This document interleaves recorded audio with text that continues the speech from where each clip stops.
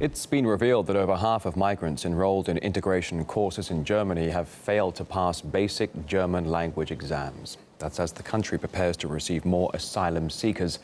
RT's Peter Oliver picks up this story.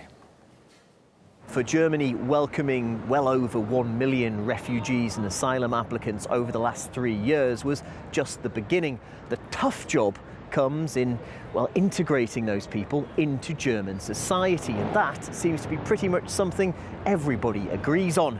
Just ask the Chancellor.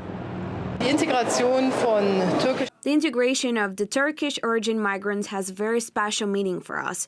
To meet the focus here is to learn the German language. Those who speak German get better involved in our society. Of course, the other challenge is the big number of refugees in Germany not to only register, but to achieve the task of integration. A long-term residency will only be granted when refugees fulfill the task of integration. And it's there that things have not been going to plan. The Federal Office for Migration and Refugees have just released their latest figures in relation to refugees and asylum applicants taking language courses. The numbers don't make for pretty viewing. Less than half of those on the course achieved a basic level of language proficiency, things like being able to go to the hospital, go to the shops or apply for a job, while just over 40% achieved a lower level than that, where they say you can understand but not speak. The rest, well, they either failed the course or didn't complete it in its entirety, and that doesn't bode well for people looking to get jobs that require qualifications. The most of the German courses in Germany are full, so refugees need another course, or they need advice from friends and other people to improve their German skills. You know, for me it was good that I had a lot of German friends, so I was willing to integrate and to visit German courses and to go to school.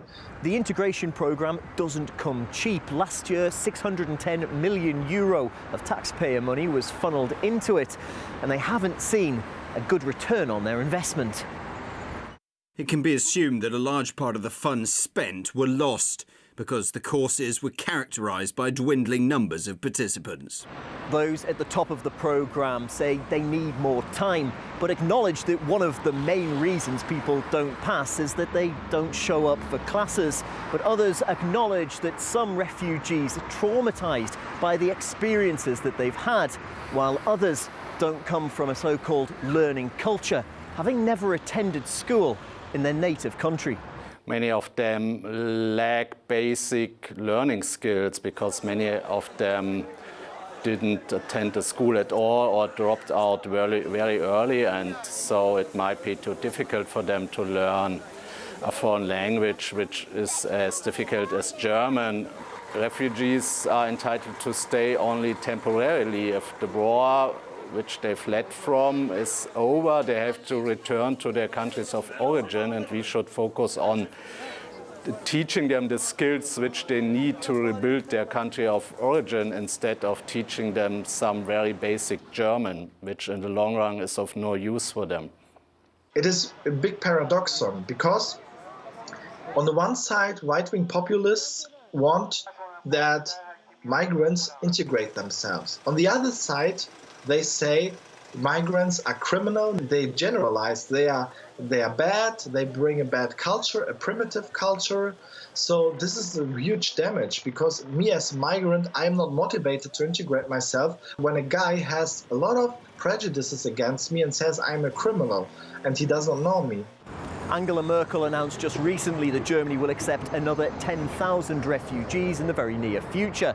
Critics of that move are asking whether it's wise to take more people when Germany's already struggling to integrate those who live here already.